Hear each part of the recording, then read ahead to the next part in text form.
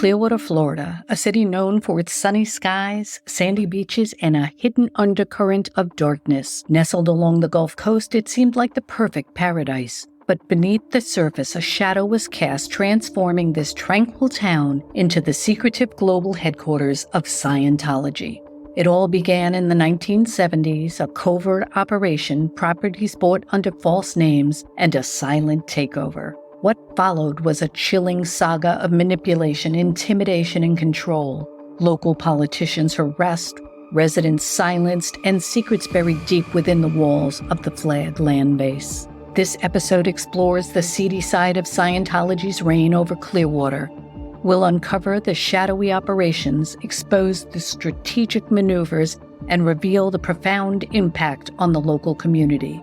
From the fair gaming of public officials to the harrowing cover-ups that rock the city, we bring you these stories with a fresh set of eyes. Join us as we navigate the labyrinth of lies, deceit, and fear that has shrouded Clearwater for decades. We'll share pivotal moments and introduce you to the key players on both sides, those who fought against the encroaching darkness and those who perpetrated it. Prepare yourselves for a journey into the heart of Scientology's most secretive stronghold. I'm Sandi McKenna, and along with Abraham Aurich, this is The Sins of Scientology.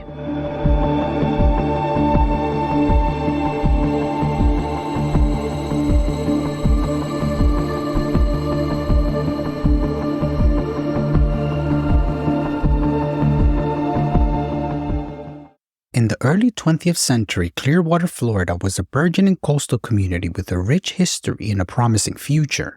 Located in the Pinellas Peninsula along the Gulf of Mexico, Clearwater was known for its stunning beaches, warm climate, and welcoming atmosphere.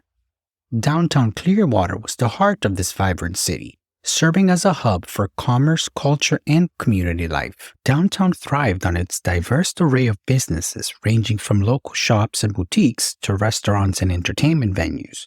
Cleveland Street, the main thoroughfare, was lined with charming storefronts that catered to both residents and tourists. The downtown area featured a mix of architectural styles reflecting the city's growth and development over the decades. Downtown Clearwater was lively and bustling, an area where residents gathered for various social and cultural activities. The city's parks, such as Coachman Park, provided green spaces for outdoor recreation, picnics, and concerts. Community events, including parades, festivals, and holiday celebrations, were common, fostering a strong sense of community and belonging. The Clearwater Municipal Marina was a focal point for boating and fishing enthusiasts, offering access to the Intercoastal Waterway and the Gulf of Mexico. The marina was also home to seafood restaurants and shops, catering to both locals and tourists. Key landmarks including the Clearwater Sun Building, which housed the local newspaper, and Capitol Theater, a historic venue that hosted movies, live performances, and community events. Clearwater was also home to the historic Fort Harrison Hotel, a luxurious upscale establishment which was the centerpiece of downtown Clearwater. The Fort Harrison attracted visitors and served as a social hub for the community. Clearwater's reputation as a premier vacation destination was well established by the 1960s and 70s. Hotels and motels in and around downtown provided accommodations for the steady stream of visitors. The Fort Harrison Hotel in particular, well known for its elegance and excellent service, making it a preferred choice for affluent travelers.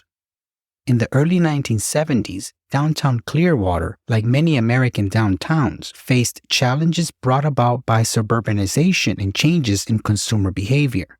The rise of shopping malls and suburban developments drew some business and residents away from the downtown core. Despite these challenges, downtown Clearwater remained an essential part of the city's identity and continued to attract both locals and tourists. The real estate in this area consisted of commercial, residential, and hospitality properties. The area's historic buildings and newer development reflected the city's ongoing evolution. Its waterfront location made it an attractive spot for investment and development. The city government and municipal services were centered in the downtown area, including City Hall and other administrative offices. This centralization of civic functions contributed to the vibrancy and importance of downtown as an epicenter of the city's governance and public services. Before the arrival of the Church of Scientology, Downtown Clearwater was characterized by its small-town charm, community spirit, and sense of history. It was a place where local businesses thrived, neighbors knew each other, and the beauty of the coastal environment was a daily backdrop to life. The community's resilience and adaptability were evident as it navigated the changes and challenges of its time. The Fort Harrison Hotel, a distinguished landmark in Clearwater, Florida, was built in 1926.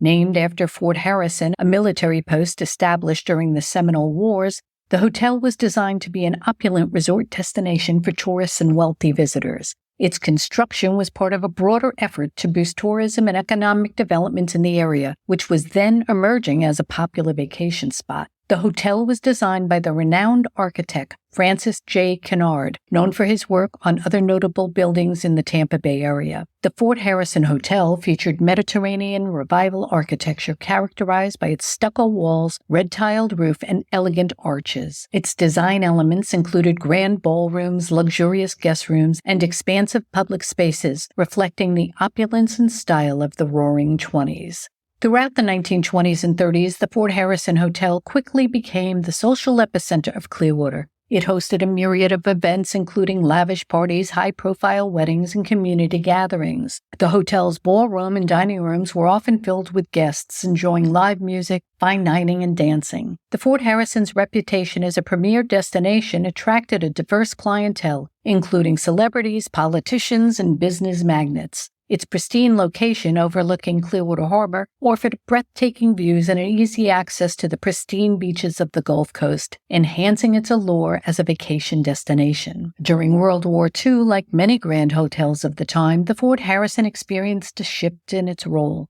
The U.S. military leased the hotel to provide housing and recreational facilities for servicemen stationed in the area. This period marked a temporary departure from its luxury resort status as the hotel was repurposed to support the war effort. Following World War II, the Fort Harrison Hotel underwent renovations to restore it to its former grandeur. The post-war economic boom and the rise of automobile travel contributed to the resurgence in tourism, and the hotel once again became a popular destination. Its luxurious accommodations and amenities attracted tourists from across the United States, contributing to Clearwater's growing reputation as a prime vacation spot. The 1950s and 60s were particularly prosperous decades for the Fort Harrison Hotel. The property continued to host high society events and remained a favorite vacation spot.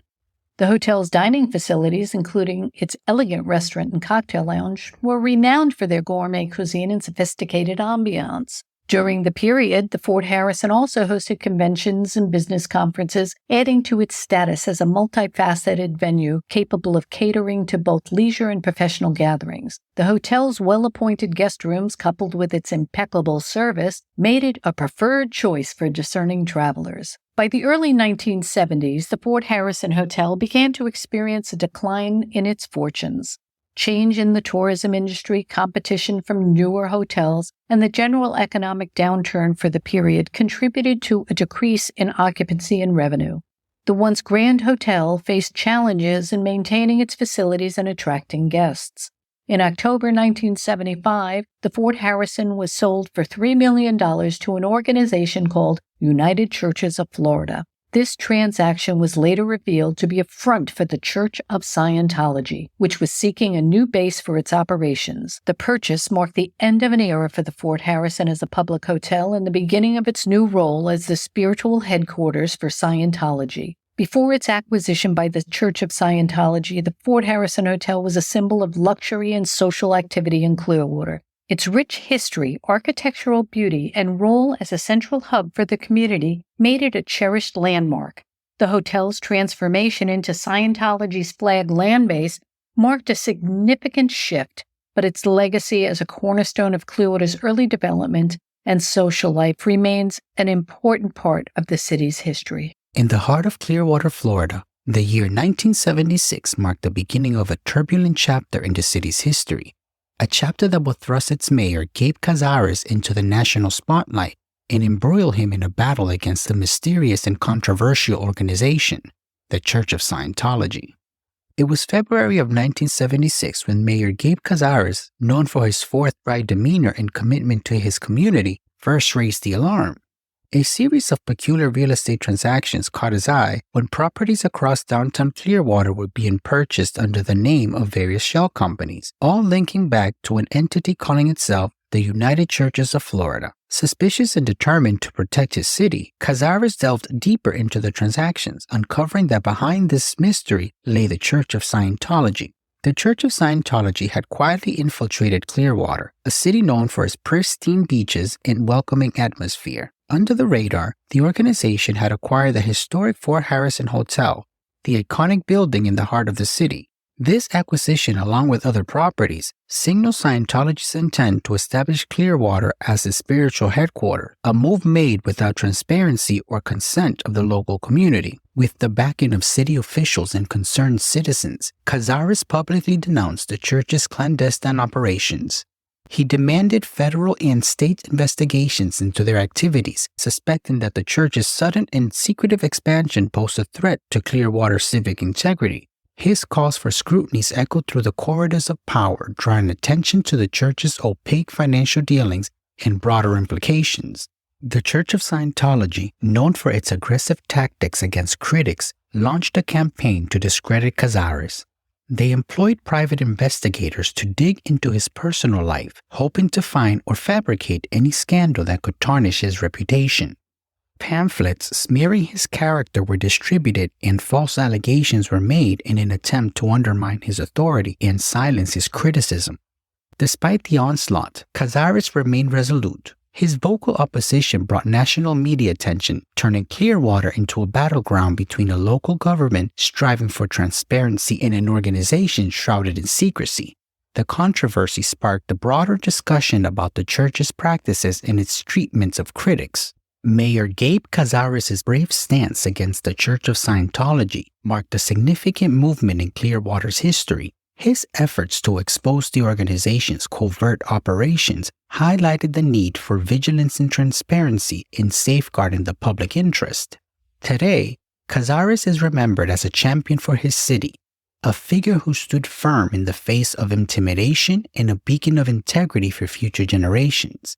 In the end, Cazares' battle against the Church of Scientology was more than a local issue. It became a symbol of the broader struggle for accountability and truth in the face of power and secretive entities. His story is a testament to the impact one courageous individual can have in the fight against corruption and deceit. Just over a year after Mayor Gabe Cazares first publicly criticized the Church of Scientology, the conflict reached a boiling point. The church took drastic measures to silence its most vocal opponent, initiating legal action against the mayor. The move escalated tensions, transforming the already contentious battle into a full-blown legal showdown. The Church of Scientology filed a defamation lawsuit against Mayor Cazares, claiming that his public statements had damaged their reputation and hindered their religious mission. They allege that Cazares' accusations of deceitful practices and secretive behavior were baseless and defamatory. The lawsuit was not merely a defensive tactic, it was an offensive maneuver designed to intimidate and silence a critic. The church, known for its litigious nature, sought to use the courts to curb Cazares' outspoken opposition. The legal battle put significant pressure on Cazares both personally and professionally as he faced the daunting prospect of a prolonged and expensive court case.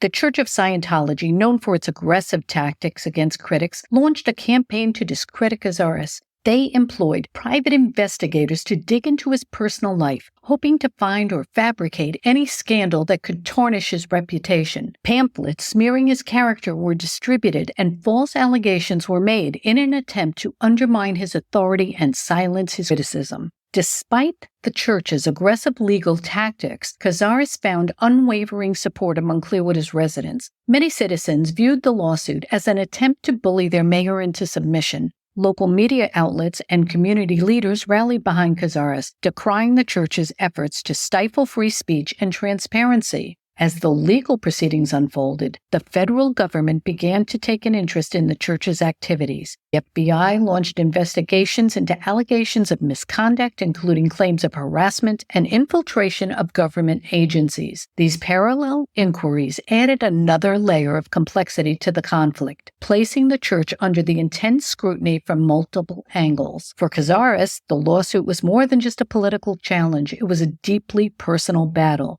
Stress of the legal fight took its toll on him and his family. Despite this, Cazares remained resolute, driven by a profound sense of duty to protect his community from what he saw as a manipulative and dangerous organization. The lawsuit eventually became a landmark case in the ongoing struggle between the Church of Scientology and its critics. While the immediate legal battles were grueling, they served to highlight the lengths to which the church would go to defend its interests and silence its opposition. The legal action against the mayor in 1977 was a critical juncture in Clearwater's history. It exemplified Scientology's aggressive defense strategies and willingness to use legal systems to combat dissent.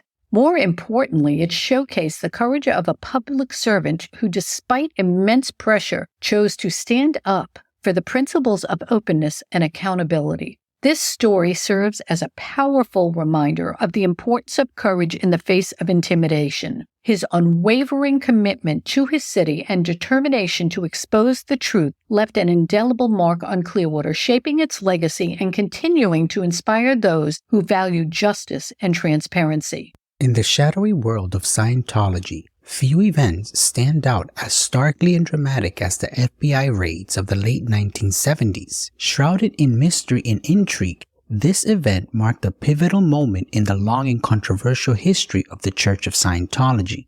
Let's take a look into the gripping details of the FBI audacious operations against the Church of Scientology. By 1975, when Scientology purchased the historic Fort Harrison Hotel under a pseudonym, Clearwater had become a major hub for Scientology. It was home to the church's spiritual headquarters, Scientology's Mecca, the Flag Land Base. Local officials in Clearwater, along with the community who had long been wary of Scientology's growing influence in their city, had become suspicious of the church's secretive presence and rapid property acquisition, suddenly found themselves at the epicenter of a national scandal. July 8, 1977 will stand as a date that will send shockwaves through the Church of Scientology. The FBI coordinated simultaneous raids on Scientology offices in Clearwater, Los Angeles, and Washington, D.C. after discovering plans of covert operations against the U.S. government and private individuals. These raids were the culmination of years of meticulous investigations driven by the mountain body of evidence suggesting the Scientology was engaging in clandestine operations against various government bodies. The catalyst for these raids was Operation Snow White, an ambitious plan orchestrated by the Church of Scientology to infiltrate the government. The goal of Operation Snow White was to purge unfavorable records about Scientology and its founder, LRonHubbard. This operation involved over 5,000 infiltrations into 136 government offices, including the IRS, the Department of Justice, and the FBI. Agents armed with search warrants stormed the buildings, seizing thousands of documents that would later reveal the extent of Scientology's covert activities. These operations were designed to infiltrate, discredit, and neutralize perceived enemies of the church. The documents uncovered a systematic campaign of espionage, wiretapping, and theft of government documents. The sheer volume of evidence was staggering. Hidden within these files were detailed plans for operations with codenames like Operation Snow White, which we covered in episodes 1 and 2, and Operation Freakout. Operation Freakout was a plot designed to frame journalist Paulette Cooper for crimes she did not commit, in retaliation for her critical book about Scientology. The lengths to which the church went to fair game Paulette Cooper reads like the plot of a movie.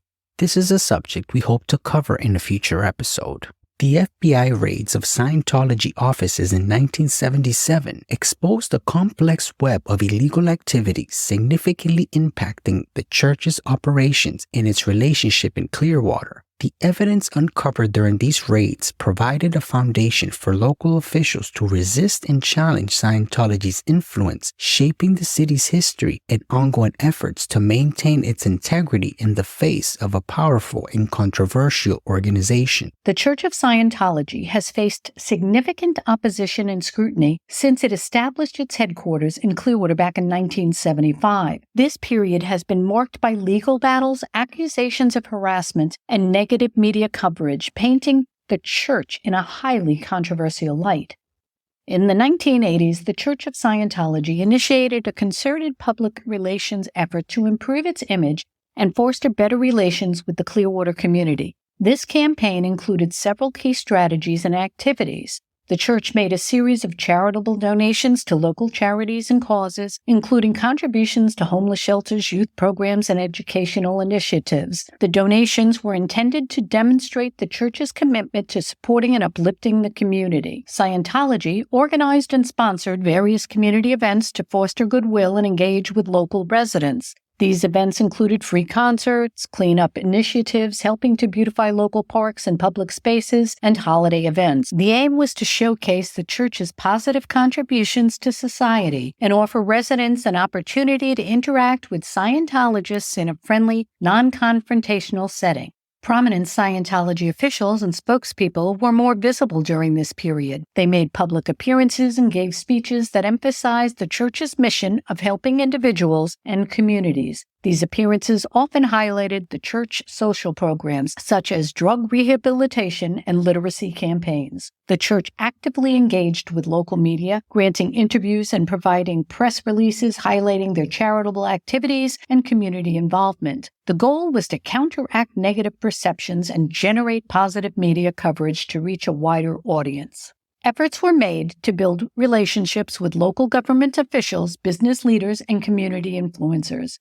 These collaborations aim to gain support and build alliances that could help mitigate opposition and foster a more positive perception of the church. The public's reaction to Scientology's campaign was mixed. While some residents and organizations appreciated the charitable contributions and community events, many remained skeptical of the church's intentions. The negative publicity and legal controversies from previous years had a long-lasting impact. For many, the PR campaign was seen as an attempt to buy goodwill rather than a genuine effort to integrate into the community. Despite the mixed reactions, Scientology's public relations campaign marked the beginning of a more persistent effort to reshape its image in Clearwater. Over the years, the church continued to invest in community programs and events, gradually building a more substantial presence in the area. However, the legacy of the initial controversies and the ongoing legal battles continued to influence the public perception, making it challenging for the church to shed its contentious image fully. This period in Clearwater's history remains as an example of how religious organizations can employ public relations strategies to navigate an attempt to overcome community resistance and negative publicity. In May 1983, the Clearwater City Commission, in a momentous move, escalated their conflict with the Church of Scientology. This was a culmination of years of tension and mounting evidence of alleged criminal activities by the church. The commission, in a resolution, formally requested a federal investigation into Scientology's activities within Clearwater. This marked a turning point in the city's history, setting the stage for a prolonged period of scrutiny and legal battles. The decision to adopt the resolution was driven by a series of troubling reports and testimonies from former Scientology members and concerned citizens. Allegations included financial fraud, harassment, surveillance, and other forms of illegal conduct. The church's aggressive tactics and clandestine operations had created an atmosphere of fear and suspicion in the city, prompting the city commission to seek federal intervention. The resolution passed by the city commission was a formal appeal to federal authorities, urging them to investigate the Church of Scientology's activities in Clearwater. The document cited numerous concerns, including potential civil rights violation, tax laws, and other federal statutes. The Commission's actions reflected a growing consensus that only a comprehensive federal investigation could uncover the full extent of the Church's alleged criminal activities and bring accountability. The federal government, in response to Clearwater's plea, launched an investigation that involved multiple agencies, including the FBI, This investigation thrust Clearwater into the national spotlight once again, underscoring the seriousness of the allegations against Scientology. The investigation's scope spanned financial dealings, patterns of harassment, and other criminal activities reported by former members and city officials, leaving no stone unturned. The investigation revealed a systematic campaign of harassment against former members and critics of the church. Tactics included surveillance, intimidation, and legal harassment, all designed to silence dissent and maintain control over the church's image and operations. The federal investigations and its findings led to a series of legal battles between the city of Clearwater and the Church of Scientology. Maintaining its innocence, the church aggressively countered with its own lawsuits against the city and its officials. These legal skirmishes were intense and protracted, highlighting the church's litigious nature and determination to defend its interests at all costs. The conflict had a profound impact on Clearwater's community. The city, once renowned for its serene lifestyle and picturesque beaches, was now a focal point of a national controversy. Residents lived in a state of fear and uncertainty as the church's aggressive tactics permeated the atmosphere. City officials, especially those who had championed the resolution, were under immense personal and professional pressure navigating through turbulent times. The May 1983 resolution was a landmark event in Clearwater's history, symbolizing the city's collective stand against perceived corruption and abuse. It underscored the importance of accountability and the power of community united in the face of adversity. While the ensuing legal battles were arduous, they ultimately highlighted the necessity of transparency and justice. Late 1970s, a typical sunny afternoon in Clearwater, Florida. The serene Gulf Coast breeze meets the lively hustle of tourists and residents. But behind this picturesque facade, a significant and controversial transaction has just taken place. The Sandcastle Motel, a charming relic of mid-20th century Americana, has stood on Clearwater shorelines for over 50 years. With its nostalgic architecture and welcoming neon sign, the motel has been a beloved landmark, offering tourists a slice of old Florida charm. It has provided tourists with a charming and affordable place to stay, embodying the spirit of old Florida. However, the Sandcastle Motel's days of an independent beacon of hospitality have come to an end. The Church of Scientology purchases the property, adding yet another piece to its growing empire in Clearwater. This acquisition in the late 1970s was part of a broader strategy. Scientology had been quietly buying up properties across downtown Clearwater for years, often through shell companies and holding corporations to avoid drawing public attention. The Sandcastle Motel was just one in a series of purchases that raised eyebrows and concerns among local residents and officials. Many saw the purchase of the Sandcastle as another step in Scientology's calculated plan to expand its footprint and influence in Clearwater. For the residents, it's a reminder of the ongoing struggle for control and identity in their beloved city. Purchasing the Fort Harrison Hotel in 1975, Scientology has invested millions in real estate, effectively reshaping the city's landscape. Their holdings now include a variety of properties, from office buildings to retail spaces and even residential complexes. Here are just a few of their key acquisitions. The Flag Building, otherwise known as the Superpower Building, completed in 2013, is a large structure that serves as the major spiritual headquarters for the church. The Coachman Building, that was another significant property used for church activities. The Oak Cove Hotel, purchased in 2007, serves as an additional lodging and training facility. West Coast Building, that's a significant purchase used for administrative purposes, and several other storefronts and commercial properties. The church has bought numerous commercial properties, often through shell companies or parishioners, contributing to its extensive real estate portfolio in Clearwater. Former Scientology executive Tom DeBach, who oversaw the church's property in Clearwater from 1996 through 2001, told the Tampa Bay Times, "They've got one intention and one intention only: buy up as much property as they can for the church, whether they use it or not, whether they let it sit there and rot so no one else can be there." Since 2017, 32 companies bought 92 downtown properties. Of the $103 million spent, $99 million paid in cash. Nearly all of the roughly 24 people listed as operating the companies are Scientologists, as reported by the Tampa Bay Times. Critics argue that this real estate dominance gives the church undue influence over local politics and the economy. They point to the church's tax-exempt status and the significant amount of prime real estate that no longer contributes to the city's tax revenue. Scientology, for its part, insists that its investments are aimed at revitalizing Clearwater. They argue that their presence brings in visitors and creates jobs, contributing positively to the local economy. As the sun sets over the Gulf of Mexico and the Sandcastle Motel stands as yet another symbol of the changing Clearwater, one thing is certain. The Church of Scientology's grip on this Florida city is tighter than ever before. As we wrap up part 1 of this episode, you've journeyed through the intricate history of Clearwater, uncovering the layers of secrecy and controversy that have defined the city's relationship with the Church of Scientology. From the covert operations of the 1970s to the bold stance of Mayor Gabe Cazares in the significant federal investigations, you've seen how a vibrant coastal community transformed under the shadows of a powerful organization. Clearwater's history is one of resilience and determination, with local officials and residents standing firm in their quest for transparency and justice. The legal battles, the PR campaigns, and the ongoing tensions serve as a testament to the city's enduring spirit. Remember, these stories are more than just the historical accounts. They are a reflection of the ongoing struggle for truth and accountability.